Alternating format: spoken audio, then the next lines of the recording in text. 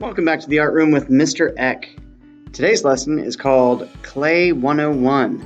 So we're going to be talking about what is clay, how to use clay, how do you avoid common mistakes. So let's get right to it.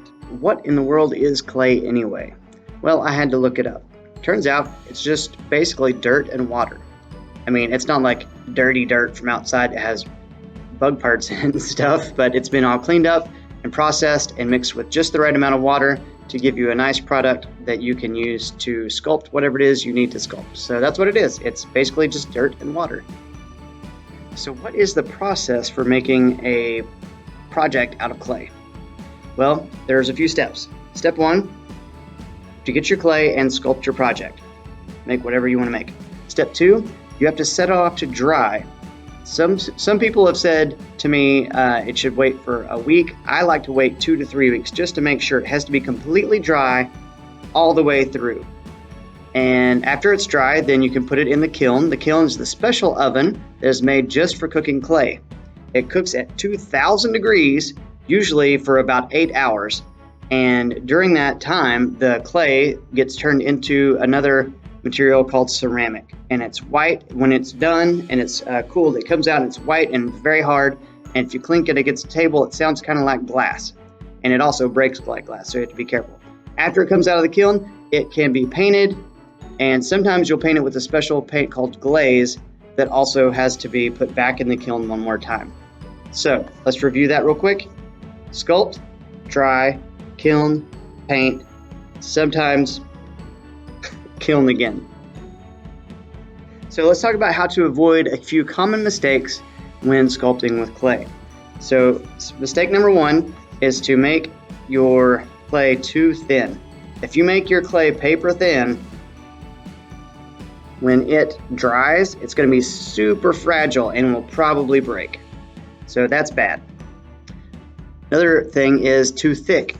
If you were trying to bake like something this thick, then there's a good chance that it's going to get overheated in the middle and crumble or break, blow up, not like fireball, but basically break into dust in the kiln, break into pieces. So you don't want anything too thick.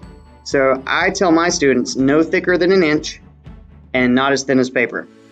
Perfect size for me, a perfect thickness is the thickness of your pinky.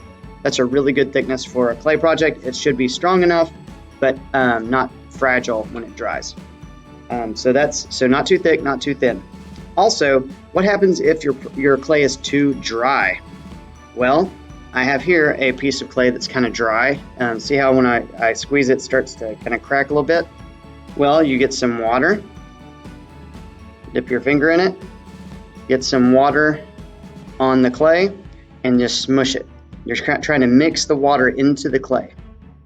And if it's too wet, it'll be sticky, which we'll talk about that in a minute. But you want it to be wet enough that it holds its shape and it doesn't start cracking when you sculpt it. So if it's too dry, add a little bit of water. A little bit at a time. You can always add more, but if it's too wet, let's talk about that. Let's say you've over-wetted your clay or it just came to you too wet. If it's too wet, then you have to, I'll just use this one. Let's say it's got way too much water in it. Well, the best thing I've found to do is to just play with it, because your hands will kind of soak that moisture out of the clay. So if it's too wet, just play with it. Just kind of smush it, squeeze it, fold it, and before long, it'll be just right again. Next, let's talk about how you stick two pieces of clay together. So if you were to just get a piece of clay, put another clay with it, if they're wet, they stick very easily. But as soon as they dry, this clay is not sticky anymore. It becomes dusty and dry, and this will roll right off. I guarantee it. I've seen it happen. So you've got to join your clay together. You've got to make the two pieces of clay into one piece of clay. So here's 2 ways to do that. And you can use both ways at the same time if you want to. So I've given this guy a fun little mouth. He's like a little monster guy. Let's tell you this is his eyeball, and I want it to go on the top of his head. Well, here's how you do it. So the first method is called scoring and blending. Scoring and blending. Forgot what I called them for a second.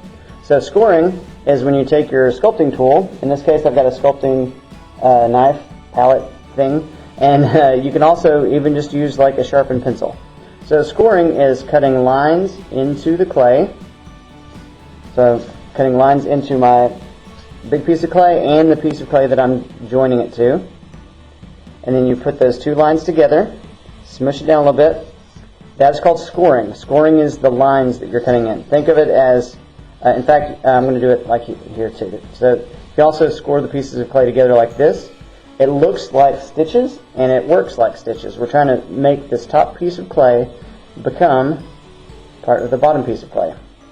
That's all scoring. The stitch, call it like stitches, is like scoring.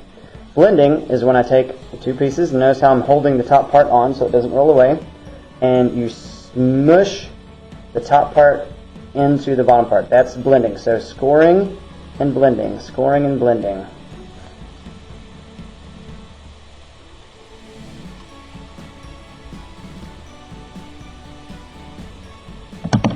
You smooth it out with your fingers, and this eyeball's not going anywhere.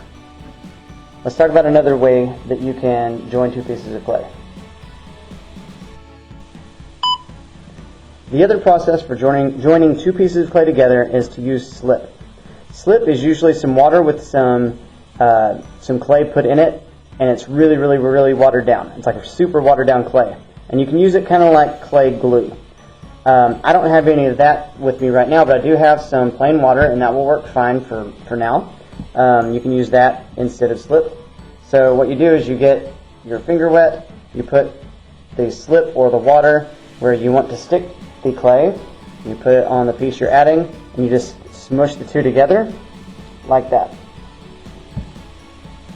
Now, this should work, but I gotta say, in my experience, scoring and blending works better. If you want to be absolutely sure, you can do both methods. You can score it, add the slip, smush it down, and then score that. And to me, using both methods is the most sure way to make sure your clay doesn't come to pieces as it dries or in the kiln. Scoring and blending, and using slip or water as like a glue. And there you go. That eyeball's not going anywhere. That's pretty much it for Clay 101. If you follow those basic rules, you should have a fun and successful project. So now it's your turn. Go have fun making your 3D clay projects.